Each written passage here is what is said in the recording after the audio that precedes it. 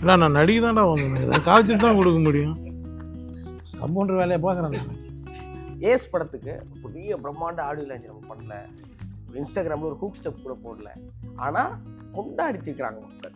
அதான் true word of மவுத்துன்னு சொல்கிறோம் இல்லையா. இது வந்து நம்ம வந்து படத்தை வந்து நம்ம ஒன்று ப்ரமோட் பண்ணுவோம் நினச்சி பண்ணுவோம், ஆனால் படம் பார்த்துட்டு வந்து அவங்க ப்ரமோட் பண்ணுறது இருக்குல்ல, அது வந்து ரொம்ப ஜென்யூன் நினைக்கிறேன். அதுதான் ரியல். படம் பண்ணும்போது, வேலை செய்யும்போது, கதை கேட்கும்போது இருக்கிற இதுக்கு விரும்பப்படுற ஒன்றே ஒன்று தான், இது மக்கள் எப்படி ரிசீவ் பண்ண போகிறாங்க. கடைசியில் இப்போது தேட்டரில் அது பார்க்கும்போது இதுதான் அச்சீவ் பண்ண வேண்டிய கோலு, ரிசல்ட்டு எல்லாமே, சந்தோஷம் எல்லாமே. கரண்ட் மாதிரி ஒன்று வரும், பார்த்துருக்கீங்களா? அது பேர் போல்ட். I can't understanding. காமெடின்னு ஈஸியாக கடந்து போயிட முடியாது, அது வந்து ரொம்ப சீரியஸ் பிஸ்னஸ். அது சார்லி சாப்ளின் சொன்னது தான். அது இவரோட ஐடியா நிறையா இருக்கும், இவரோட ஐடியா நிறையா இருக்கும்.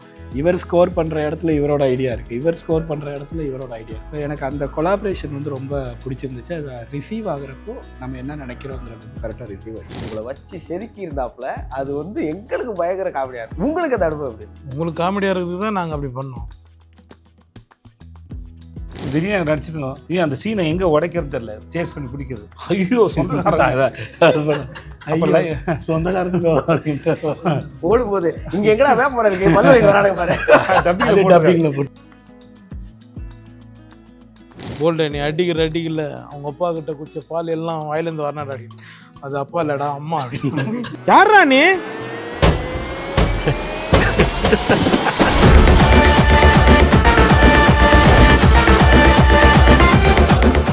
வணக்கம்ண்ணே. வணக்கம். வணக்கம் முத்து. 3 குறள் ஞாபகம் வருதுண்ணே. தோன்றின் புகழோடு தோன்றுக, தெய்வத்தால் ஆகாது நீனும், உங்களுக்கு நன்றி மறப்பது நன்றன்று. எல்லா மேடையிலையும் போய் இயக்குனரை பற்றி சொல்லிகிட்டே இருக்கீங்க, என்னுடைய முதல் படம். அது என்னென்ன காரணம் இருக்கு?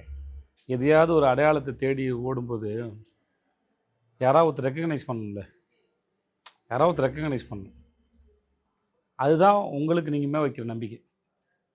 திறமை இல்லாதவர்களுக்கு வாய்ப்பு கொடுக்கப்படுவதில்லை. அப்படி கிடைக்கிற வாய்ப்பு யாராவது தமிழ் நம்பினா தான் தொடங்குது, அது நம்பிக்கையில் தான் தொடங்குது. அதுக்கப்புறம் எப்படி அதுவோ எனக்கு அதுக்கப்புறம் சீரியல் வாய்ப்பு கிடைச்சதா இருக்கும், சிஜே பாஸ்கர் சார் இருக்கட்டும், ஹீரோவுக்கான வாய்ப்பு கொடுத்த சீனிவாசன் சாராக இருக்கட்டும், ஷார்ட் ஃபிலிமில் எனக்கு சான்ஸ் கொடுத்த மணிகண்டன், கார்த்தி சுப்பராஜ் இருக்கட்டும், இவர்கள்லாம் வந்து நீ இதெல்லாம் இந்த வாய்ப்புகள் என்ன சொல்லுதுன்னா, நீ உன்னை நம்புப்பான்னு சொல்லுது. அதனால் அன்னைக்கு அந்த வேரில் ஊட்டப்பட்ட நீர் இருக்குல்ல, அது வந்து ரொம்ப முக்கியமானது. அதனால் அங்கேயும் சித்தனை ஒருவேளை எனக்கு இவருக்கும் ஒரு மனஸ்தாபங்கள் என்ன எது வேணால் வரலாம், காலம் எங்கே வேணால் எடுத்துகிட்டு போகலாம், அது பிரச்சனை இல்லை. ஆனால் என்றைக்குமே அதுக்கு உண்டான மரியாதைங்கிறது எப்பவுமே இருக்கும். அதுலேருந்து தொடங்குறது நல்லா இருக்குது, அவ்வளோதான். அது அப்புறம் அவர்கிட்ட போய் சொல்ல முடியாதுல்ல, நீங்கள் செஞ்சீங்க அவர்கிட்ட சொல்லிட்டே இருக்கிறதா, நல்லா இருக்காதுல்ல. அதனால் வாய்ப்பு கிடைக்கும்போது அதை எக்ஸ்ப்ரெஸ் பண்ணுறது. அப்புறம் நம்ம போல் நாளைக்கு எந்த வீட்டு பிள்ளை வேணால் வரலாம், இந்த மாதிரி இருக்கிறதோ கேட்குறதோ நமக்குண்டான உறவை தாண்டி யாரோ ஒருத்தருக்கு ஒரு நம்பிக்கையும் அது உருவாக்கும்னு நான் நம்புகிறேன். எனக்கு முன்னாடி இருந்தவங்க அவங்க கதைகளை கேட்கும்போது சொல்லும்போது வந்து அது எப்படி எனக்கும் ஒரு நாள் அந்த கதவு திறக்கும் நான் நம்பி நான் என் பயணத்தை தொடங்கி இருப்பணும். அது மாதிரி ஏதோ ஒரு வீட்டு பிள்ளை வரும்போதும் ஓகே இது மாதிரி எனக்கு கதைகள் இருக்குங்க, நிஜமாக இருக்குது அப்படின்னு இருக்குது. பெரிய நம்பிக்கை உண்மையிலே கொடுத்துச்சுண்ணே. டைரக்டர் எனக்கு பெரிய ஆச்சரியமான கேள்வி, எப்படி யோகி பாபுவோட கால் ஷீட் அவ்வளோ நாள் வாங்கினீங்க? இல்லை நான் நடிகை தான்டா வந்தேன், காய்ச்சல் தான் கொடுக்க முடியும். கம்பவுண்டர் வேலையை பார்க்குறேன். படம் முழுவதும் அண்ணனை பிடிச்சி உட்கார வச்சுருந்தீங்க, முதல்ல அதுக்கு ஒரு பெரிய நன்றி. இல்லை அவர் கொடுத்துட்டாரு. மலேசியாவுக்கு போயிட்டோம்ல 23 நாள் தலைவா, ஃபர்ஸ்ட் ஷெடியூலில் 23 24 நாள் போயிட்டோம். 23 24 நாள். அடுத்து ஒரு 30 நாளில் ஒரு 20 நாள் இருந்தார். அப்புறம் இங்கே ஒரு 10 நாள் கொடுத்துட்டு இங்கே ஒரு 20 நாள் விட்டு 15-20 நாள் விட்டு. சேதனை வந்து உங்களை பற்றி சொன்ன அந்த புகழாரம் இருக்குல்லண்ணே, அதை பார்த்து நிறைய பேர் வந்து ஜெனோசிலாக குடிச்சிட்டே இருக்காங்கண்ணே. அப்படின்னா வைத்தறிச்ச தாங்க முடியாம அடா உடுப்பா, அதெல்லாம் நம்ம பார்த்துன்னு இருந்த பாசிங்கில் இந்த ஆட்டோவில் போகும்போது அப்படியே பேராக பார்த்துன்னு போகல, அப்படியே பார்த்துன்னு போயிடணும்ப்பா. நம்ம எனக்கு அவரை பற்றி தெரியும், அவருக்கு என்னை பற்றி தெரியும். அதனால் கண்டிப்பாக அது மிகைப்படுத்துறதும் இல்லை. அது எனக்கு யோகி பாபுட்ட பிடிச்சது வந்து என்ன 3 படம் மட்டும் மாத்திர தாசி அப்படியே ஆண்டவன் கட்டளை, கடைசி விவசாயி, ஜுங்கா, அப்புறம் தலைவன் தலைவி எஸ். இப்போ நான் வேறு ரஜினி சார் படம் பார்க்குறேன், இல்லை சிவாவோட படம், இல்லை வேறு விஜய் சாரோட. யோகிபா பொறுத்த வரைக்கும் எல்லா படமே அவருக்கு தனக்கான வேலையை வந்து ரொம்ப சின்சியராக பண்ண முடியாது. எப்படி அதை சொல்கிறேன்னா, ஒரு சீன் வந்தோடனே அதுக்கு என்னெல்லாம் பண்ணால் அந்த சீனை வந்து இன்னும் எலிவேட் ஆகுங்கிறத டப்பிங் முதற்கொண்டு அதை டெவலப் பண்ணுறதா இருக்கட்டும், இல்லை நாங்கள் செட்டுக்கு ஷூட்டுக்கு நடுவில் பேசும்போதும் சரி, ஏதாவது ஒன்று அது வந்து அது ப்ராக்ரெசிவாக இருக்கும். எதையா ஒன்று ஐடியா சொல்லி எதாவது ஒன்று பண்ணி சிரிச்சுட்டே இருப்பாப்புல. அப்புறம் தான் கூட இருக்க ஆளுங்க பசங்க, என் கூட இருக்க பசங்க எல்லாரையும் சரி ஏதோ ஒரு ஃபார்மில் அந்த என்ன சொல்கிறது, தன்னோட ப்ரொஃபஷனுக்கான அதை ப்ராக்டிஸ் பண்ணிட்டு இருக்க மாதிரி தான் எனக்கு ஃபீல் ஆகும். ஆமாம், அது சும்மா ஜாலியாக இருக்க மாதிரி ஜாலியாக அந்த மாதிரி இருக்கிறது தான் இங்கே ஸ்க்ரீனில். அப்புறம் எதேச்சா போகிற டைலாக்லாம் இருக்குல்ல, எனக்குலாம் ஞாபகத்தில் இருக்காது. நிறைய அந்த மாதிரி பஞ்சு மாதிரி தான் பேசுவேன் ஃப்ரெண்ட்ஸோட. இந்த ஆளுக்கு எல்லாமே ஞாபகத்தில் இருக்காது, ரொம்ப ஆச்சரியம். நிச்சயமான நான் அண்ணனை பார்க்கும்போது எஃபர்ட்லெஸ்ஸாக ஏதோ ஒன்று பண்ணுற மாதிரி இருக்குது. இல்லை, ஆனால் எப்பயுமே எஃபர்ட்லெஸ்ஸாக ஒன்று தெரிஞ்சதுன்னா அவங்க கடின உழைப்பாளின்னு அர்த்தம். அது அந்த மாதிரி இல்லை, அந்த மாதிரி கொடுக்குறது. இப்போ என்னையும் சொல்லுவாங்கல்ல, நான் அதுக்கு அது அந்த வேலையை செய்கிறதுக்கு அது ரொம்ப கஷ்டப்படணும். உங்களுக்கு அது இயல்பாக தெரியறதுக்குன்னு சொல்ல வரேன். சேதனை எல்லாரும் ரசிக்கிற மனுஷன், எல்லாரையும் பயங்கரமாக ரசிப்பார். நீங்கள் சேதனை எப்படி ரசி? என்னப்பா என்ன சொல்கிறது, நாங்கள் வந்து இதுலேருந்து ஆண்டவன் கட்டிலேருந்து அவர் கூட ட்ராவல் பண்ணுறேன். ஒரு நல்ல மனிதராக தான் நான் பார்ப்போம். அவர்கிட்ட நடிகர்ன்றது செகண்டரி, நல்ல மனிதர், நல்ல உள்ளம், அதுதான் நாங்கள் வந்து இன்னும் அவரோட ட்ராவல் பண்ணிகிட்ருக்கோம். ஒரே வார்த்தை சார், நீங்கள் நல்லா இருப்பீங்க சார். ஐயோ, அவ்வளோதான் சார், ரொம்ப நன்றி சார். வேறு வார்த்தைகள் இல்லை.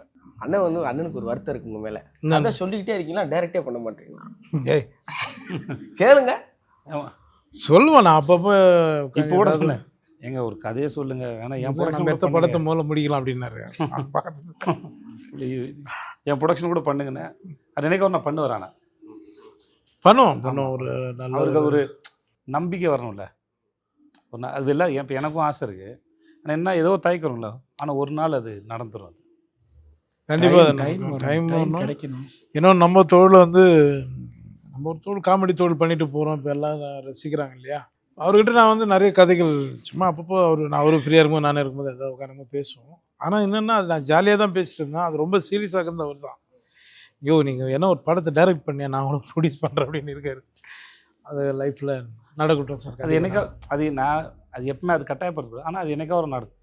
என்ன கேட்டால் அவர் இப்போ இந்த படத்தில் பண்ண வேலை இல்லை, ஏஸில் பண்ண வேலையாக இருந்தால் இன்றைக்கி காமெடியன்னு சொல்லிக்கிறதுக்கு இன்றைக்கி நிறைய பேர் இல்லை. யோகிபாவோட தேவை வந்து ரொம்ப முக்கியம் இண்டஸ்ட்ரிக்கு. நான் அதையும் மனசில் வச்சு தான் சொல்லி என்றைக்காக ஒரு நடக்கட்டும். ஆனால் இன்றைக்கி இவரோட தேவை ரொம்ப முக்கியம். இப்போ நடுவில் விகடனில் வந்து கதிர்வேலன் சொல்லி சீனியர் சார் வந்து என் கதைன்னு சொல்லி சார்லி சாப்ளின் ஒரு புக் கொடுத்தாங்க. அது வாசிக்கும் போது ஃபுல்லாக எங்கேயோ யோகிபா பண்ண எல்லாம் கனெக்ட் பண்ண முடிச்சுட்டே இருந்து எனக்கு டேரக்டர்கிட்ட ஒரு கேள்வி இருக்குது. ஆனால் ஏஸ் படத்துக்கு பெரிய பிரம்மாண்ட ஆடியோ லான்ச் நம்ம பண்ணல, இன்ஸ்டாகிராமில் ஒரு ஹூக் ஸ்டெப் கூட போடல, ஆனால் கொண்டாடி தீர்க்குறாங்க மக்கள் எல்லாரும். வந்து அதாவது மைக்கை பார்த்துட்டு சிரிக்க ரெடி ஆகலை, சிரிச்சுக்கிட்டே வந்து மைக்கில் படம் சூப்பராக இருக்குது அப்படின்ட்டு கடந்து போகிறாங்கல்ல. அந்த விமர்சனங்களை பார்க்கும்போதும் அந்த மக்களை பார்க்கும்போது, மனிதர்களை பார்க்கும்போது உங்களுக்கு என்ன தோணும்? அதான் ட்ரூ வேர்ட் ஆஃப் மவுத்துன்னு சொல்கிறோம் இல்லையா. இது வந்து நம்ம வந்து படத்தை வந்து நம்ம ஒன்று ப்ரமோட் பண்ணுவோம் நினச்சி பண்ணுறோம். ஆனால் படம் பார்த்துட்டு வந்து அவங்க ப்ரமோட் பண்ணுறது இருக்குல்ல, அது வந்து ரொம்ப ஜென்யூன்னு நினைக்கிறேன். அதுதான் ரியல். அது படத்தை பார்த்துட்டு அப்படியே வெளியில் வந்து அந்த ரியாக்ஷன்லேயே வந்துட்டு பாதி விமர்சனம் வந்துருச்சு. அவங்க சிரிச்சிட்டு வரையிலே பாதி விமர்சனம் வந்துருச்சு. வந்து அதை சொல்லையில் இன்னும் பயங்கர விமர்சனம் வருது. அது ரியலான விமர்சனமாக இருக்குது. அதுக்கப்புறம் நம்ம அந்த ஆடியன்ஸோட ரியாக்ஷனை பார்க்குறோம் இல்லையா, லைவாக பார்த்து அது இது வந்து நிஜமான விமர்சனம்னு நான் நினைக்கிறேன். இதுதான் கரெக்ட். இது வந்து ரொம்ப ஹாப்பியாக இருக்குது. ஆக்சுவலாக ரொம்ப ஹாப்பியாக இருக்குது. இல்லை, அல்டிமேட் படம் பண்ணும்போது, வேலை செய்யும்போது, கதை கேட்கும்போது இருக்கிற இதுக்கு விரும்பப்படுற ஒன்றே ஒன்று தான், இது மக்கள் எப்படி ரிசீவ் பண்ண போகிறாங்க. கடைசியில் இப்போது தேட்டரில் அது பார்க்கும்போது இதுதான் அச்சீவ் பண்ண வேண்டிய கோலு, ரிசல்ட்டு எல்லாமே, அது சந்தோஷம் எல்லாமே. இன்றைக்கி படம் பார்த்து முடிச்சு தேட்டருக்கு போகும்போது படம் பார்த்து முடிச்சுட்டு அவங்களோட கைத்தட்டலும் அந்த சிரிப்பும் தான் வந்து அதோட சந்தோஷம். ஒரே அந்த கைத்தட்டல் சிரிப்பு வருது இல்லை, அதுக்கு பின்னாடி இப்போ நான் படம் பார்த்துட்ருக்கேன்ல, ஆடியன்ஸ் வந்து ஃப்ரெஷ்ஷாக பார்ப்பாங்க. ஏன்னா அது அவங்க எண்ட் ப்ராடக்டை பார்க்குறாங்க. இப்போ நான் என்னோடய எக்ஸ்பீரியன்ஸ் சொல்கிறேன். நான் அதோட ப்ராசஸை பார்த்தேன். அது எப்படி நிகழ்ந்துச்சுன்னு பார்த்துக்கிட்டு இருந்தேன் நான். அது அந்த என்ன அது வந்து இவர் என்ன ஐடியா சொன்னார், இவர் என்ன ஐடியா சொன்னார், அந்த கொலாபரேஷன் எப்படி ஒர்க் ஆச்சு, அது அங்கேருந்து இப்போ நம்ம ஒரு சின்ன கைத்தட்டல், சின்ன ஒரு சிரிப்பொலிக்கு முன்னாடி ஒரு அரை மணி நேரம் வேலையாவது இருக்குது. அதுக்கு முன்னாடி ஒரு சின்ன பஞ்சுக்கு, சின்ன விஷயங்களுக்கு அவ்வளோ ஒர்க் இருக்குது அதில், அவ்வளோ ஒர்க். ஏன்னா நம்ம காமெடின்னு ஈஸியாக கடந்து போயிட முடியாது. அது வந்து ரொம்ப சீரியஸ் பிஸ்னஸ். அது சார்லி சாப்ளின் சொன்னது தான் அதுவும். It's a very serious business. So அவ்வளோ எஃபர்ட் வந்து இப்போ ஒரு கொலாபரேஷன் இருக்கு இல்லையா, இவரோட ஐடியா நிறையா இருக்கும், இவரோட ஐடியா நிறையா இருக்கும். இவர் ஸ்கோர் பண்ணுற இடத்துல இவரோட ஐடியா இருக்குது, இவர் ஸ்கோர் பண்ணுற இடத்துல இவரோட ஐடியா இருக்குது. ஸோ எனக்கு அந்த கொலாபரேஷன் வந்து ரொம்ப பிடிச்சிருந்துச்சு. அதை ரிசீவ் ஆகுறப்போ நம்ம என்ன நினைக்கிறோங்கிறது வந்து கரெக்டாக ரிசீவ் ஆச்சு. ரொம்ப நல்லா இருந்துச்சு. நான் படம் பார்க்கும்போது ஃபர்ஸ்ட் ஹாஃப்ல நான் கன்ஃபியூஸ் ஆகிட்டே இருக்கேன். ஏன்னா நான் மகாராஜா பார்க்குறேன், அதுக்கப்புறம் விடுதலை பாகம் 2 பார்க்குறேன், அதுக்கப்புறம் சேதன் இப்படி ஒரு படம் பார்க்குறேன். எனக்கு என்ன சேதன் இப்படி ஒரு படம் அப்படிங்கிற ஒரு குழப்பத்திலே உட்காந்துட்டு செகண்ட் ஹாஃபுக்கு அப்புறம் நான் அதெல்லாம் மறந்துட்டேன். நான் ரொம்ப லகிக்க ஆரம்பிச்சிட்டேன். நான் பியூராக படத்துக்குள்ள உட்காந்து என்டர்டெயின் ஆகி சிரிக்க ஆரம்பிச்சிட்டேன். நீங்கள் இந்த கதையை தேர்வு பண்ணும்போது உங்களுக்கு என்ன மாதிரியான யோசனை? எந்த கதைக்குமே எந்த யோசனை இல்லை. இப்போது உங்களுக்கு தான் இது ஆர்டர், எனக்கு ஆர்டர் இல்லை. எனக்கு எந்த படத்துக்கு முன்னாடி எந்த படம் வரும்னு எனக்கு எப்படி தெரியும்? எனக்கு அந்த மாதிரி கணக்கு இல்லை. அப்புறம் ஒரு கதையை கேட்டிருப்போம். என்ன இப்போ இந்த கதையை வந்து 2017 2017-18 வந்து இந்த கதையை பேசிட்டு இதை கொஞ்சம் ஓரம் வச்சுட்டு அதுக்கப்புறம் ஒரு 7-8 கதையை பேசி அப்புறம் ஒரு ஸ்டேஜ் திருப்பி இந்த கதையை தூசு தட்டி அப்புறம் இதில் அவர் நிறைய வேலை பார்த்து அப்புறம் இந்த கதையை பாம்பேயில் செட் பண்ணலான்னு பிளான் பண்ணி அப்புறம் ஹைதராபாத்துக்கு செட் பண்ணலான்னு பிளான் பண்ணி திரும்பி ஆரம்பித்த இடத்துக்கு மலேசியாவிலே செட் பண்ணலான்னு போய் இப்படி இவ்வளோ தூரம் போயிட்டு வந்துருக்கு. ஓகே, அதனால் இது எப்போ வரும்னு எங்களுக்கு தெரியாது. அந்த கணக்கில் ஒரு கதையை கேட்கும்போது இந்த கதை ஒர்க் அவுட் ஆகுமா ஆகாதான்ற கேள்விகளுக்குள்ளே மட்டும் தான் பார்க்குறோம். நம்மளை சுவாரஸ்யப்படுத்துதா, ஒர்க் அவுட் ஆகுமா அப்படிங்கிறது. அது ஆகும் அப்படின்னா இந்த காலத்தில் இந்த சமகாலத்தில் இப்போ சில கதைலாம் கேட்போம். அந்த கதைலாம் கேட்கணுன்னா அந்த கதையை கேட்டால் ஒரு வருஷத்தில் பண்ணிடணும். காலந்தள்ளினா அந்த கதை பழசாயிடும். அந்த மாதிரி நிறைய கதைகள் வேணான்னு சொல்லியிருக்கோம், காலந்தள்ளி வரக்கூடாதுன்னு சொல்லிட்டு. சில கதைகள்லாம் அந்த பிரச்சனை இல்லை, அது எப்போ வேணால் வரலாம், பிரச்சனை வரும், அது பாட்டுக்கு அது வேலையை செய்யும். ஸோ அதனால் இவ்வளோ தான் கேட்டகரிய ஒழிய இதுக்கப்புறம் அதுக்கப்புறம் அதுன்னு எனக்கு பிளான் பண்ணுற பழக்கமும் கிடையாது. இப்போ இன்னைக்கு கொண்டு வந்தார், இல்லை ஒருவேளை சார் வந்து நான் ட்ரெயினுக்கும் தலைவன் அப்புறம் வந்துக்கிறேன்னு சொன்னான்னா அது அப்போ தான் வந்திருக்கும். ஸோ ப்ரொடக்ஷன் வச்சு டிசைன் பண்ணுறாங்க. மற்றபடி கதை கேட்கும்போது இந்த கதை ஒர்க் அவுட் ஆகுமா இல்லையா அந்த எண்ணம் மட்டும்தான். மக்களுக்கு இது பிடிக்குமா இல்லையா, நமக்கு பேர் வாங்கி தருமா, அவ்வளோதான் கதை. விமர்சனம் பண்ணுறவங்க சில பேர் விஜய் சேதுபதி இந்த மாதிரியான கதைகளை தான் தேர்வு பண்ணணுங்கிற அளவுக்கு பேசுகிறாங்க, யோசிக்கிறாங்க இல்லைண்ணே. அதெல்லாம் பார்க்குறப்போ உங்களுக்கு என்ன தோணும்? இல்லை, நான் எல்லாத்தையும் எடுத்துக்கிறேன். திரும்பி எல்லாத்தையும் எடுத்துக்கிட்டாலும் இப்போது நீங்கள் ஒரு எப்படி சொல்கிறது, நீங்கள் ஒரு ஒய்டாக உங்கள் கதவை திறந்து வைக்கும்போது நீங்கள் வெரைட்டியாக ஃபேஸ் பண்ண முடியும். நீங்கள் அதை சுருக்கிட்டிங்கன்னா நீங்கள் எவ்வளோ தங்கத்தை மிஸ் பண்ணுறீங்கன்னு தெரியாது, மற்ற எவ்வளோ அற்புதமான விஷயம் மிஸ் பண்ணுறீங்க. ஏன்னா கதை சொல்ல வரும்போது நேரேட்டர்ஸ் வந்து என்னென்ன மாதிரி கதை சொல்லுவாங்க, அது எப்படி ஆச்சரியப்படுத்துவாங்க தெரியும். அவங்க புகழை விட்டு நமக்கு பிடிச்சிருந்தா பண்ணிக்க வேண்டியது ஒழிய எனக்கு இந்த மாதிரி கதையை கொண்டு வான்னு சொன்னால் அதில் நம்ம எதையா மிஸ் பண்ணுறதுக்கு நிறைய வாய்ப்பு. ஸோ எனக்கு எப்பயுமே அந்த கணக்கு இல்லை. எனக்கு இப்படி தானே தோணுச்சு. ஏஸோட ஃபஸ்ட் ஹாஃபில் உட்காரும்போது ஏன் விஜய் சேதுபதினு தோணுச்சு, முடியும் போது இதுதான் விஜய் சேதுபதினு தோணுச்சு. இவ்வளோ தான் ஏஸ் படம் பார்க்குறப்ப எனக்கு ஒரு நிறைவான். ஆனால் எனக்கு வந்து நான் படத்தில் ரொம்ப ரசிச்சது என்னன்னா, சேதனை ஆன் ஸ்க்ரீனில் இவ்வளவு யாரையும் கலாச்சார ரீசெண்ட் டயத்தில் பார்க்கவே இல்லை. உங்களை வச்சு செதுக்கி இருந்தாப்புல அது வந்து எங்களுக்கு பயங்கர காமெடியாக இருக்கும். உங்களுக்கு அந்த அனுபவம் எப்படி இருந்துச்சு? உங்களுக்கு காமெடியாக இருக்குது தான் நாங்கள் அப்படி பண்ணோம். இப்போ நீ சொன்னல அதுதான் பதில். நீங்கள் ரசிக்கிறதுக்காக தான் நாங்கள் பண்ணோம். ஜாலியாக தான் இருந்தது. அவரோட கூட நிறைய கவுண்ட் நிறைய இல்லை, அது அவர் சொல்லியிருப்பாரு. இப்போ அவரை இப்போ சொன்னார்ல, இப்போ இதை என்னோடதுல நிறைய அவரோடது இருக்கும். அவரோட நான் 2 பேரும் சேர்ந்து ஒரு சீனை ஒர்க் பண்ணும்போது, இப்போ டேரக்டரோட சேர்ந்து டிஸ்கஸ் பண்ணி ஒர்க் பண்ணும்போது இது போட்டுக்கலாம் அது போட்டுக்கலாம், டப்பிங்கில் இது பண்ணிக்கலாம் அது பண்ணிக்கலான்ற போது நான் ஒரு நிறையா கலாய்ச்சிருக்கேன்னா அதில் முக்கால்வாசி அவர் தான் சொல்லியிருப்பார். ஆக்சுவலாக இப்படி பண்ணுங்க தெரியல, அப்படி பண்ணுங்க. அது சட்டையை பிடிச்சி இழுத்துட்டு வருவோம்ல, அதெல்லாம் இவர் தான் சொல்லுவார். இப்படி பிடிங்க தெரியும், அப்படி பிடிச்சி இழுத்துட்டு வர வேண்டாம். அது அந்த இதுவை வந்து அவர் இவருமே அரையிற சீன்லாம் அவர் தான் சொன்னார். நான் வைக்கையில் அந்த மாதிரிலாம் சொல்லலை. வில்லன் வந்து அடிக்கிற மாதிரிலாம் வைக்கல. அவர் வைக்கையில் வந்துட்டு அவர் வந்து சட்டையை தான் பிடிப்பார். இவர் தான் சொன்னார், அரைங்க சார், 2 அரை விடுங்க சார் அப்படின்னாரு. அரையை விட்டோன்னே இவருக்கு ஆட்டோமேட்டிக்காக அடுத்து இவரோட ரியாக்ஷனுக்கு வருது இது. ஸோ அந்த கொலா அது திடீர்னு நடிச்சிட்டு இருந்தோம். அந்த சீனை எங்கே உடைக்கிறது தெரியல, சேஸ் பண்ணி பிடிக்கிறது. ஐயோ சொன்னாரா அப்போ சொந்தக்காரனுக்கோ அப்படின்ட்டு ஓடும்போது இங்க எங்கடா வேப்பமரம் இருக்கு பல்லுவலி வரானுங்க பாரு. டப்பிங்ல போட்டு அதுல போட்டிருக்காரு. ஓகே, அந்த ஐயோ சொந்தக்காரங்க ஓடும்போது என்னால் நடிக்க முடியல, சிரிச்சுட்டே இருக்கேன் நான். இல்லை உண்மையிலே அப்படி சொந்தக்காரனுக்கு ஒரு ஓடுக்கும் தொல்லை கொடுக்கறதுக்கிட்டே அது ரியாக்ஷனாக பார்க்கும். ஒரிஜினலாக கொடுத்துட்டோம். இல்லை, அந்த சீன் வந்து ரொம்ப சீரியஸாக போயிட்டுருக்கு. அந்த சீனை உடச்சி அங்கேருந்து ஓடணும்ல, ஓடுறதுக்கு அது சும்மா நான் ஒரு சைரன் போலீஸ் சவுண்டு வர்ற மாதிரி ஏதாவது ஒன்று பண்ணலாமா அப்படின்னு யோசிச்சுட்டு இருக்கேன்ல, இப்படி சொல்லிடுவோமா ஐயோ சொந்தக்காரங்க அப்படின்னு. அன்றைக்கி டைம் ரொம்ப கம்மி, ஷூட் நல்ல மழை பெஞ்சிட்டு இருந்தது அன்றைக்கி. நின்று இருந்தோம், லைட் இறங்க ஆரம்பிச்சு ஈவினிங் போயிட்டு டப்புன்னு. இல்லை, அந்த ஐடியா ஓகே பண்ணுறதுக்கு ஒரு தைரியம் வேணும். ரொம்ப முக்கியமான சீனில் ஐயோ சொந்தக்காரன்னு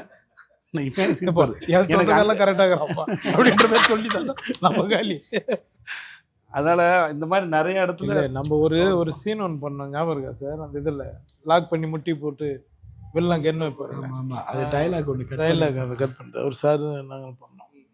போல்டு நீ அடிக்கல அவங்க அப்பா கிட்ட குடிச்ச பால் எல்லாம் வாயிலேருந்து வரனாடா அடிக்கல, அது அப்பா இல்லடா அம்மா அப்படின்னு இந்த வெள்ளம் பேசுவார். சொல்லுவார்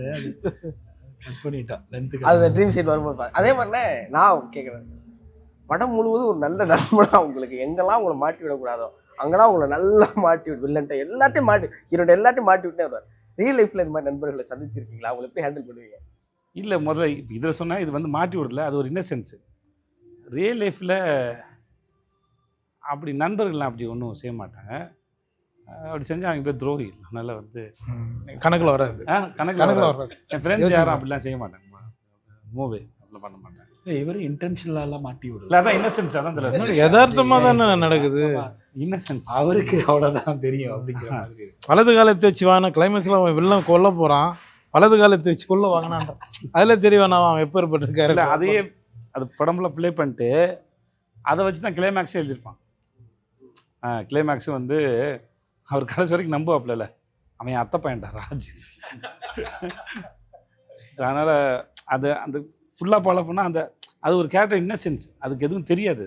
இப்போ அப்படி பார்த்தா திவ்யாவை பிஸ்னஸ் மேன் சொல்லி ஏமாற்றும் போது உங்களுக்கு ஆடா இல்லைல்ல, ஏன்னா அது அவர் அப்படி கேரி பண்ணல. அதே இதை பிருத்திவிராஜ் பண்ணியிருந்தாரு வச்சுக்கோங்களேன், உங்களுக்கு வந்து அது ஹார்டாக இருக்கும். ஏன்னா அது அப்ரோச் பண்ணுற ஃபார்ம் தானே, இவர் அப்ரோச் பண்ணுறது அது ரொம்ப இன்னசென்ஸ். அது நிஜமாவே அதுவாக இருந்ததால் அது அப்படியாவே எங்களுக்கும் பிடிச்சிருந்துச்சுன்னு நினைக்கிறேன், அந்த இன்னசென்ஸ். நீங்கள் ஆடியோ லான்ச்சில் அண்ணனை பற்றி சொல்லும்போது அவர் பற்றி நான் கேள்விப்பட்டேன், எனக்கு தெரியும் நல்ல மனுஷன் அப்படின்னு. நீங்கள் அங்கே ஒரு கூட நின்று கையை பிடிச்சி சொல்ல வேண்டிய நான் எந்த சப்போர்ட்டும் பண்ணல. நிஜம் ஃபேக்ட். இப்போ நான் இப்போ சொல்கிறேன், இப்போ 2017 ஆரம்பிச்சது, கிட்டத்தட்ட 8 வருஷமாக ஆச்சு. அப்போ இந்த ஆள் எனக்கு ஒரு 8 வருஷமாக தெரியும். எனக்கு 8 வருஷமாக தெரிஞ்ச ஒரு மனுஷனை பற்றி தான் நான் பேசணும் ஒழிய, இப்போ என் கூட வேலை பார்த்துருக்கோம்ல, இப்போ என் கூட வேலை பார்த்து எனக்கு யோகி பாபுக்கும் ஏதோ மிஸ் அண்டர்ஸ்டாண்டிங் வந்திருக்குன்னா நான் அவரை பற்றி இந்த சப்போர்ட் கொடுக்க தேவையில்லை. நல்ல அனுபவம், நல்லா பண்ணியிருக்காரு அப்படின்னு சொல்லிட்டு போயிடலாம ஒழிய நான் நெகட்டிவாக பேச தேவையில்லை. அதை தாண்டி இல்லை அவர் மேலே வைக்கப்படுற விமர்சனத்துக்கு உண்டான ஆள் அவர் இல்லை, அவரோட வேலை பார்த்துருக்கேன் அப்படின்னு சொல்ல வேண்டிய அவசியம் வந்து இப்போ எக்ஸ்பீரியன்ஸ், நான் அனுபவப்பட்டதை சொல்கிறேன் அப்படின்ட்டு. ஏன்னா அந்த ஒரு முகமாக இருந்தால் ஏதாவது ஒரு இடத்துல எங்களுக்கு தெரியணும்ல. இப்போ நீங்கள் வந்தோடனே ஆரம்பிச்சோன்னு கேட்டில்ல, இப்போ எப்படி இத்தனை நாள் கால் ஷீட் கொடுத்தாருன்னு அப்படின்னு அவருக்கு ஒன்றும் தேவையில்லையே. எனக்கு ரொம்ப டிமாண்டில் இருக்கிற ஒரு ஆள் தானே, அப்படி ஒன்றும் தேவையில்லை. ஸோ அந்த எனக்கு இவருக்குமே ரொம்ப வருஷம் அறிமுகம் வரும். ஆமாம், எனக்கு அவரோட ஃபர்ஸ்ட் இதுலேருந்து இருக்கேன். ஏன்னா இவர் 4 போலீஸ் நல்லா இருந்தாங்க. 4 போலீஸ் நல்லா இருந்தாங்க. 2014 அப்போ தலைவன் தலைவியில் மறுபடியும் யோகி. இல்லை, ஒரே ஒரு சாரி சார், அந்த கேள்வியை உனக்கு கேட்கணும்னு தோணுச்சு. எந்த கேள்வி? 50 நாள் எப்படி டேட் வாங்கினீங்க? உங்கள் டேட் கிடைக்க மாட்டேது அப்படி சொல்லு. பிஸியாக இருக்கிறதுனால கிடைக்க மாட்டேங்குதான், வேறு எதுவும் இல்லை. வேறு எது? ஆனால் அதை தான் சொல்கிறேன். நான் வந்து அண்ணனை போய் அண்ணன் வீட்லேயே ஒரு முறை நேரம் செஞ்சுருக்கேன். எனக்கு தெரிஞ்சு ரொம்ப நீங்கள் சொன்னதான் சின்சியராக அண்ணன் சொன்னது. என்ன பண்ணுறீங்க? ஷூட்டிங் போயிட்டுருக்கேன். தினந்தோறும் ஸ்பாட்டுக்கு போய் தினந்தோறும் உழைச்சி தினந்தோறும் நேசித்து தினந்தோறும் சினிமாவோட வாழ்கிற ஒரு ஆள்னு அண்ணன் ஒன்றுங்கிறத நான் கூட இருந்து பார்த்தது சின்ன அனுபவத்திலே அறிவிலே சொல்கிறேன். அதனால தான் டேட் எப்படி கேட்டிங்கன்னே சொல்லேன் தவிர அவருக்கு கேட்டது வந்து ஒன்றும் இல்லை. டேட் நீங்கள் கொடுக்கலன்னு சொல்லல, டேட் உங்களால் கொடுக்க முடியாதேங்கிறத வந்துட்டு எப்படி வாங்கினீங்கன்னு கேட்குறேன். டேட் நான் பேசுறதுக்கே இவ்வளோ இன்னசென்ட்டாக இருக்குது. நாங்கள் விடுதலை பாகம் 2 வந்து பிக் பாஸ் சீட்டுக்குள்ள உட்காந்து பார்த்தோம். அப்போ எங்களுக்கு படம் பார்க்குறதுங்கிறது ரொம்ப அரிதினும் அரிதானதாக இருந்துச்சு. ஒரு படத்தோட ஹீரோ அப்படியே சட்டையை கட்டிட்டு ஒரு பேர் பாடியில் ஒரு 6 பேக்ஸ்லாம் ட்ரை பண்ணணும், அல்லது ஒரு ஷோல்டர் ஆர்ம்ஸ் அப்படிலாம் இல்லாமல் ரொம்ப அசால்ட்டாக அது ஒரு கெத்தாக நாங்கள் பேசிகிட்டு இருந்தோம். நான் விஷயம்லாம் பேசிகிட்டு இருந்தோம். ஒரு ஹீரோ பேர் பாடியோட இவ்வளோ கேஷுவலாக அதை கெத்தாக கட்டினா சேதனம் தாண்டாங்கிற நாங்கள் பேசிகிட்டு இருந்தோம் ஒன்று. இப்போ நீங்கள் இதை கேரி பண்ணுறது இருக்குல்ல, ஒரு நம்ம மேலே இருக்கிற ஒரு கான்ஃபிடென்ஸ் இருக்குல்ல. இப்போ ரஜினி சாரை சொல்லுவாங்க, அவர் வந்து ஹீரோனா அப்படி தான் இருக்கணுங்கிறலாம் உடைச்சாரு. டேலண்ட் இருந்தால் போதும், அவன் தான் ஹீரோ அப்படிங்கிற ஒரு கான்ஃபிடென்ட் உங்களுக்குள்ள உச்சத்தில் இருக்கிறத நிறைய இடங்களை நாங்கள் தொடர்ந்து பார்த்துட்டே இருந்தோம். அதுக்கு என்ன காரணம்? அந்த கதாபாத்திரோட தன்மை தான் நினைக்கிறேன். நீங்கள் அதை தான் கேரி பண்ண போகிறீங்களுடைய ஃபிசிக்கல். முதல்ல உடம்பு வந்து ஃபிட்டாக இருக்கணும், அது அதுக்கு தேவைக்கு இல்லை, கதாபாத்திரத்துக்கு தேவைக்கு ஏற்ற மாதிரி இருக்கணும்னு வச்சுக்கோங்களேன். ஒருவேளை உங்களுக்கு அது அந்த கதாபாத்திரத்தில் ஒத்து வரலன்னு வச்சுக்கோங்களேன், உங்களுக்கு 1000 கேள்வி வரும். அப்புறம் அது வடிவமைக்கப்பட்டது கூட ஒத்து வரலன்னா உங்களுக்கு 1000 கேள்வி வரும். விக்ரமில் இருந்தாலும் சரி, விடுதலை இருந்தாலும் சரி, அதோட கதாபாத்திரத்தின் தன்மையோடு உங்களுக்கு ஒத்து வரதுனால உங்களுக்கு அது போயிடுது. நான் அது பின்னாடி தான் நானும் இருக்கிறேன், அதனால் அதை நம்பி தான் இருக்கிறேன். அந்த கேரக்டர் அப்படி இருக்குது. அவங்க பொண்டாட்டி பிள்ளைங்களாம் விட்டுட்டு எங்கெங்கேயோ சுற்றிட்டு இருக்காங்க. அவனுக்கு சோறு தண்ணிலாம் ஒழுங்காக கிடைக்காது, கிடைக்கிறத வச்சு தான் வாழ்ந்துட்டு இருக்காங்க ஒருத்தங்க. முன்ன பின்ன தான் இருப்பாங்க, அது ஒன்றும் பண்ண முடியாது. அது அவ்வளோதான், அதுக்குள்ளே இருக்கிற அதோட சென்ஸான ஒளி. விக்ரம் பொறுத்த வரைக்கும் அது அவன் ஒரு ட்ரக் அடிக்ட் அவனுக்கு. அதனால் அவனுக்கு வேறு எதுவும் தெரியாது. அவனா ட்ரக் அடிச்சுக்கலாம், அவனே சொல்லியிருப்பாங்க, விட்டு அவனே ஒரு 4-5 வருஷத்தில் செத்துருவான் இருப்பாங்க. அவனுக்கு அவ்வளோதான். ஃபகத் ஃபாசில் பேசும்போது இருக்கும், அது அவள் ட்ரக் எடுத்துக்கிறாங்க. அதில் ஒர்க் பண்ணும்போது என்னோடய ஆக்டிங் கோச் பூஜா இருந்தாங்க. அவங்க தான் அதை பற்றின ரிசர்ச் பண்ணிட்டு ஷோல்டர் இறங்கி போன்லாம் தேஞ்சிட்டு வரும், ஷோல்டர் இப்படி இறங்கி விட்டுனாங்க. அதனால் அந்த பாடியில் இங்கே வச்சு பண்ணது உங்களுக்கு அது இப்படி இருக்கும் அவங்களோடது அப்படின்னு சொல்லிட்டு. ஸோ இதெல்லாம் அதை அந்த கேரக்டர் என்னவா அது கேரக்டர் மேலே இருக்க வைக்கிற நம்பிக்கையும் அது ப்ரெசென்ட் பண்ணுற நம்பிக்கையிலையும் மற்ற எதுவும் தெரியாதுன்னு தான். அந்த அப்புறம் இன்னொன்று வந்து எப்பயுமே ஆரோக்கியமாக ஃபிட்டாக இருக்கிறதுங்க தனி, அதையும் இதையும் கம்பேர் பண்ணக்கூடாது, ஒத்துக்கூடாது. ஸோ அதனால் இது வந்து ஒரு அது ஒரு மாயையாகவும் பார்க்குறேன். இப்படி தான் இருக்கணுங்க. அது ஒரு சொல்லுவாங்க, ஆர்டிஸ்டோட உடம்புங்கிறது ஒரு இன்ஸ்ட்ருமெண்ட், அது பத்திரமா வச்சுக்கணுங்கிறது அது ஒரு செப்பரேட். அதில் நான் என்னவா இருக்கிறேன், அதில் சரியோ தப்போ அது வேறு கணக்கு. பட் ஆனால் இதுதான் ஒரு ஃபார்மெட் இருக்குதுல்ல, அது சரியில்லைன்னு நான் நம்புகிறேன். ஆரோக்கியமாக இருக்கிறதுங்கிறது சரி, ஆனால் 6 பேக்கோட இருக்கணுமாங்கிறது தான் கேள்வி. உங்கள் ஹெல்த் கான்சியஸை நான் தொடர்ந்து ஃபாலோ பண்ணி நேரம் கிடைக்கும் போது யோகா கிளாஸ் போயிட்டுருக்கீங்க, திடீர்னு பார்த்தா சிலம்பம் கற்றுக்குறீங்க, திடீர்னு பார்த்தா குத்து வரிசைங்கிறீங்க, திடீர்னு கிளாசிக் கிளாஸ் போகிறேங்கிறீங்க. இப்படி கிடைக்கிற நேரத்தில் இதை கடந்து வெளியெல்லாம் போய் கற்றுக்கிறதுன்னு ஒன்று இருக்குல்லண்ணே, அது எவ்வளோ தேவை நினைக்கிறேன்? அது ஆக்டருக்கு ரொம்ப முக்கியம்னு நினைக்கிறேன். நான் மற்றவங்களுக்கு காமனாக சொல்ல முடியாது, பட் எனக்கு அது தேவைப்படுது. எதையாவது ஒன்று கற்றுக்கிட்டே இருக்கும்போது ஏதாவது ஒரு மூளை கொஞ்சம் புதுசாக ஏதாவது லேர்ன் பண்ணும்போது ஆக்டிவாக இருக்க மாதிரி நான் நம்புகிறேன் நான். ஸோ அது இன்னும் கொஞ்சம் இளமையாக வச்சுருக்கணும்னு நான் நம்புகிறேன் நான். அந்த பைக் எடுத்துகிட்டு வர சீனில் சாருங்க அண்ணனுக்கு ஒரு கெட்டப், அது எப்படி சரி வச்சிங்க? எது ஒரு கெட்டப் நீங்கள் மட்டும் சைனீஸ் லேடி கெட்டப் யோசிச்சா அதுக்கு நிறைய ரெஃபரன்ஸ்லாம் எடுத்து பார்த்தோம். கொலாபர் அவர் ஏதாவது பேரை ரெஃபரன்ஸாக யூஸ் பண்ணுவார், அதெல்லாம் நான் கொஞ்சம் கட் பண்ணி வச்சுருந்தோம். அதில் டப்பிங்கில் போட்டிருந்தோம், பேர் வேணாம், சீக்கிரம் வேணாம், சரி வேணா விட்டுருங்க, அங்கேயே வேணான்ட்டு இன்டர்வியூவில் பேச நல்லா இருக்கு. அதுதான் அதுக்கு ஆக்சுவலாக எடுத்த ரெஃபரன்ஸில் வந்துட்டு ஒரு ரஷ்யன் மாடல் இருப்பாங்க அந்த ட்ரெஸ்ஸில். அந்த ட்ரெஸ்ஸை எடுத்துகிட்டு அதுக்கப்புறம் அதை பார்த்துட்டு இதை போட்டால் நல்லா இருக்கணும்னா அவங்களால இமேஜின் பண்ண முடியல, காஸ்டியூம் டிசைனர்னால இதை எப்படி அங்கே அப்படின்னு சொல்லிட்டு ஒரு தடவை பார்த்து அப்புறம் எப்படி இருக்கும்.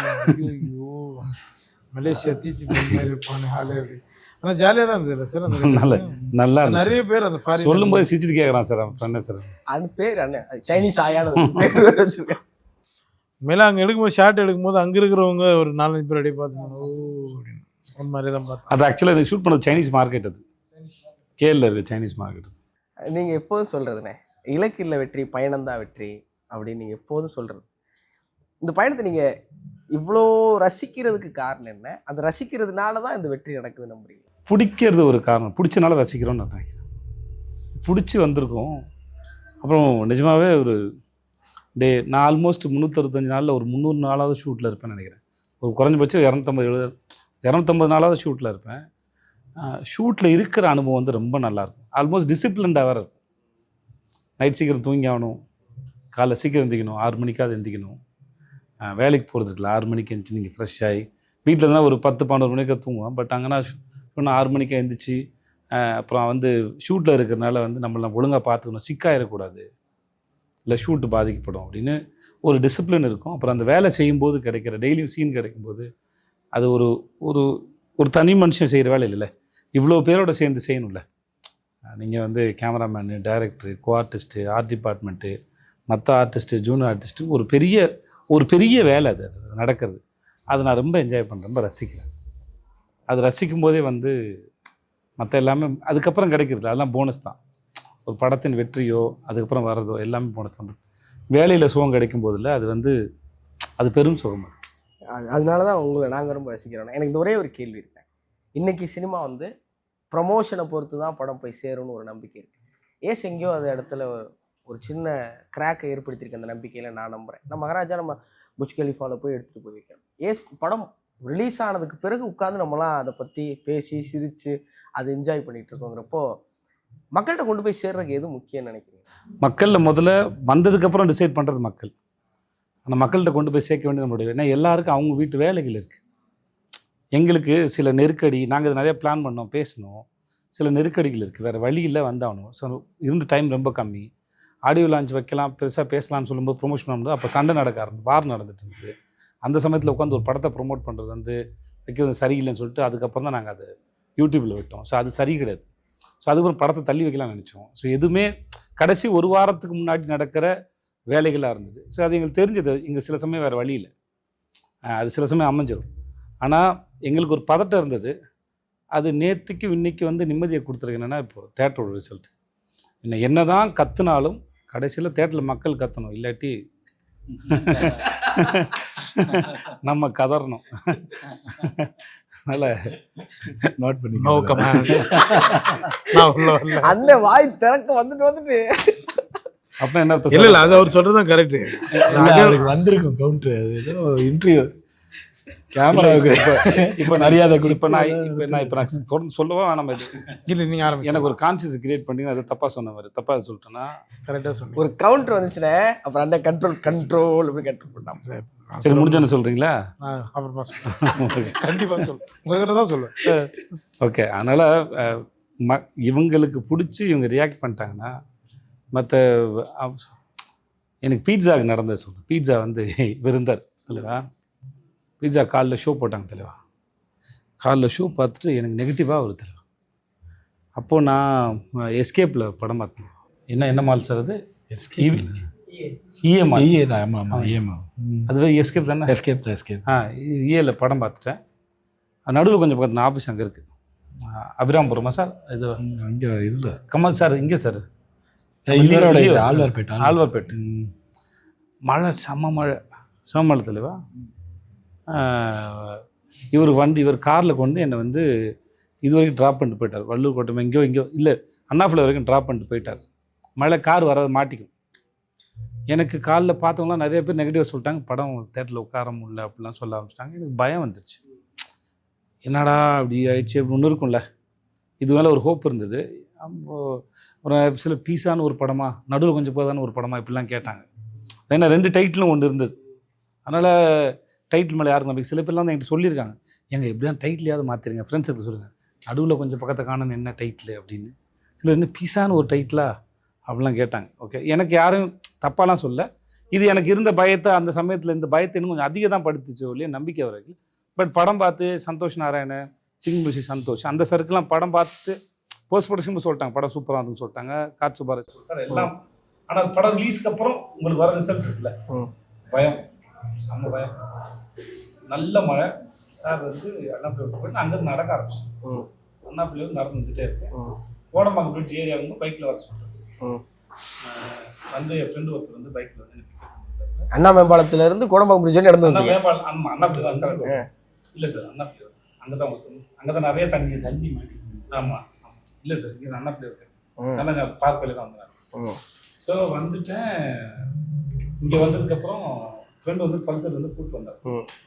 உடனே நேராக அப்போ காலையில் இங்கிலீஷ் மார்னிங் ஷோ 3 ஷோவும் மேட்னிங் ஷோவும் இங்கிலீஷ் போகுது ஏவியில். அப்புறம் ஈவினிங் ஷோவும் நைட் ஷோவும் தான் பீட்சா. வெளியே பேனர் கூட இல்லை. இப்போ நான் வந்துட்டு அன்றைக்கி ப்ரெஸ் மீட்டர் போக முடியலன்னு நினைக்கிறேன். ஏன்னா இங்கே டிலே ஆனதால போக முடியல, மழையில் மாட்டேன். நேராக தேட்டருக்கு தான் போகிறேன். 5 தேட்டருக்கு போய் என்னென்ன ரிசல்ட்டு அப்படின்னு கேட்டேன். தம்பி வெளியே பேனர் கூட வைக்கல, வெளியே வேறு நல்ல மழை, நான் ஷோ ஃபுல்லு. எனக்கு வந்து இந்த டிக்கெட் கவுண்டில் இருந்த ஒரு அண்ணன் அந்த சொன்ன வார்த்தை இல்லை, அன்றைக்கி தேதிக்கு ஒரு 1.25 கோடி எடுத்தப்பட்ட படம் மவுத் பப்ளிசிட்டியில் வந்து அந்த இடத்துக்கு வந்து சேர்ந்ததில்லை. ஸோ என்றைக்குனாலும் எப்பயும் வந்து அந்த ஆச்சரியம் நிகழ்ந்துடும். மக்களுக்கு ஒன்று பிடிச்சிச்சின்னா அது போய் சேர்ந்துருங்கிறதுல எப்பயுமே இருக்கிற நம்பிக்கை தான். ஆனால் மறுபடியும் தலைவன் தலைவியில் உங்கள் காம்போ கண்டிப்பாக ஏசுக்கு அப்புறம் பயங்கர எதிர்பார்ப்பாக இருக்கும். எப்படி இருக்கும்? சும்மா அதுவும் பயங்கரமாக தான் இருக்கும். நினச்சேன் வரும். பயங்கரமாக இருக்கும். அது ஆடியன்ஸ் இது இன்னும் 10 மடங்கு அதை என்ஜாய் பண்ணுவாங்க. இதை விட நல்லாயிருக்கும். ஒரு ஏரியாவுக்குள்ளே அது ஒரு கிரவுண்டில் நிறைய இன்ட்ரெஸ்டிங்கான கேரக்டர், செம்ம கேரக்டர். அந்த படமே ஒரு தெரியல, அது ஒரு கைண்ட் ஆஃப் ஃபில்ம் அது. ஆனால் ரொம்ப நல்லாயிருக்கு. எப்படி சொல்கிறதுன்னு தெரில, ஆனால் படம் நல்லாயிருக்கும். சூப்பராக சார். எந்த ரூட்டில் சொல்கிறேன். இப்போ இந்த டீசர் வந்துச்சுல்ல, அதான் மூடு வேறு ஒன்று. ரொம்ப நல்லா இருந்தது. ரொம்ப ரொம்ப நன்றி இயக்குனருக்கு. ஏன்னா ரொம்ப ஜாலியாக டக்குன்னு ஒரு படத்தை எடுத்து ரொம்ப டக்குன்னு பார்த்துட்டு ஜாலியாக போயிட்டு இன்னும் பயங்கர ஜாலியாகிட்டு வெளில வர மாதிரி இருந்துச்சு. அது ரொம்ப மகிழ்ச்சியாக எங்களை நீங்கள் வச்சுருந்தீங்க. ஒரு முழு படத்துலையும் சேதனை யோகியனையும் முழு படமும் பார்த்தது என்னமோ எங்களுக்கு ரொம்ப பிடிச்சிருக்கு. ஏன் ஆடியன்ஸ் சந்தோஷமாக வர்றாங்கன்னா ஒருவேளை இதுதான் காரணமா அப்படின்னு நான் நினைக்கிறேன். ரொம்ப ரொம்ப நன்றி. உங்களுக்கு ரொம்ப நன்றிண்ணே. ஏன்னா சேதனை அப்படின்னா எந்த ஒரு கட்டத்துக்குள்ளேயும் உங்களை அடக்க முடியாமல் ஒரு நடிகர்னா இப்படி தான் இருக்கணும் அப்படின்னு நீங்கள் சீதக்காதியாக சூப்பர் டீலக்ஸாக அவனா எடுத்துக்கிட்டோம். ஏசையும் நான் அந்த பட்டியலில் எடுத்து வைக்கிறேன். அப்படி ஏதாவது ஒன்று பண்ணி எங்களை மகிழ்ச்சிப்படுத்தி நீங்கள் ரசித்து எங்களை ரசிக்க வைக்கிறதுக்கு ரொம்ப நன்றி. ரீமாவுண்ணே, உங்களுடைய உழைப்பும் உங்களுடைய சினிமா மீது கொண்ட தீவிரமான காதலும் சினிமா மீது நீங்கள் வச்சிருக்கிற பிரியமும் நாங்கள் பார்த்து எப்போதும் வியக்கிறோம். அண்ணன் சொன்னதை இன்னைக்கு சினிமாவுக்கு நீங்கள் ரொம்ப ரொம்ப தேவை. அதுக்கு நீங்கள் தொடர்ந்து எங்களை மகிழ்விக்கிறதுக்கு நன்றி. ஆனால் நான் ரொம்ப மிஸ் பண்ணுற ஒன்று கேட்டால் தப்பாக இருக்குமான்னு தெரியல, எனக்கு கேட்கணும் போல ஆசையாக இருக்குது. தப்பாக இருந்தால் கட் பண்ணிடுவோம், சொல்லுங்கள். எனக்கு வந்து நீங்கள் யோகி எனக்கு ஒரு முத்தம் கொடுக்கணும், அதை பார்க்கணுன்னு ஆசை. நாங்கள் தனியாக கொடுத்துக்கோம் நினச்சேன். உங்களை சொல்லிடுவேன் உங்கள்கிட்ட. நீங்கள் ஒரு ஸ்பீச் ஒன்று கொடுத்தீங்களா லென்த்தாக, அந்த தமிழ் இல்லை முன்னாடி தமிழில் பற்றி ஒரு அவளும் நானும் தமிழ் பேச்சு மூச்சில் கொடுத்தீங்க இல்லையா, அது வந்து அழகான ஸ்டோரி டெல்லிங், சூப்பராக இருக்கும் அந்த ஸ்டோரி டெல்லிங். அது வந்து என்னோடய பையனுக்கு வந்து என் ஒய்ஃப் வந்து மோட்டிவேஷனாக காட்டுவாங்க எப்படி பேசுகிறாங்க அப்படின்னு சொல்லி. சரி, அது உங்களை பார்த்த உடனே அப்போலேருந்து சொல்லணும்னு நினச்சிட்டு இருந்தேன். சொல்லிடுறேன் நான் நடிச்சிருவான் சீக்கிரம். All the best. இந்த ஏரியா விட்டுட்டு சீக்கிரமாக அந்த ஏரியாவுக்கு வாங்க நடிக்கிறான். என்ன சார் ஹீரோவா? வாழ்த்துக்கள். தேங்க்யூ.